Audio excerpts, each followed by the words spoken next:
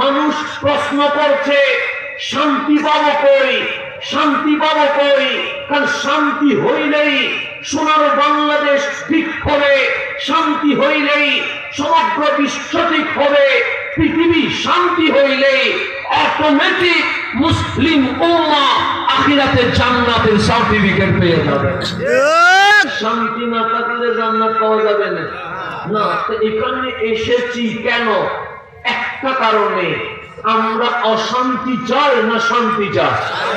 শান্তি চাই। দরবার উগ্রতার কথা বলে না, দরবার সন্ত্রাসবাদের কথা বলে না, দরবার জঙ্গিবাদের কথা বলে না, দরবার বলে প্রেমের মাধ্যমে মানুষের মন জয় করতে হয়।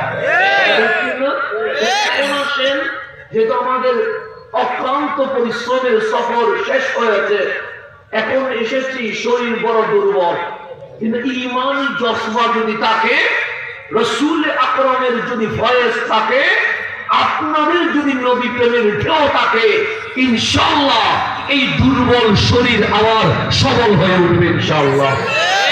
এখন আসেন, গভীর খেয়াল করতে হবে, আমাদেরকে ফান্ডা দরবার থেকে সিলেবাস নিতে হবে, গাইডলাইন নিতে হবে, আমাদেরকে রুটিন নিতে হবে, যেই রুটিন এই ফান্ডাউকের জমিন থেকে সোনার মদিনা হয়ে জান্নাতুল ফেরদৌস পর্যন্ত নিয়ে যাবে।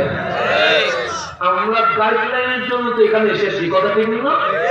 এখন আসেন, সোনার বাংলাদেশের দিকে যদি তাকান, দেখবেন বাবার হাতে ছেলে কোন হয়, ছেলের হাতে বাবা কোন হয়, মার হাতে সন্তান কোন হয়। যেখানে ছেলের হাতে সন্তান নিরাপদ নয়, মায়ের হাতে ছেলে নিরাপদ নয়, ছেলের হাতে বাবা নিরাপদ নয়, সেখানে আপনি আমি নিরাপদ এই কথা বলার কোন সুযোগ আছে? সবচেয়ে নিরাপদ হচ্ছে বাবা। বাবার কোলে যদি ছেলে নিরাপদ না হয়, মায়ের হাতে যদি সন্তান নিরাপদ না হয়, সন্তানের হাতে যদি মা বাবা সেই জুড়ে না যায়, তাহলে বুঝতে হবে আমাদের নিরাপত্তা নাই। এখন আমরা মওলাকে জিজ্ঞেস করছি, মওলা যেদিকে যায়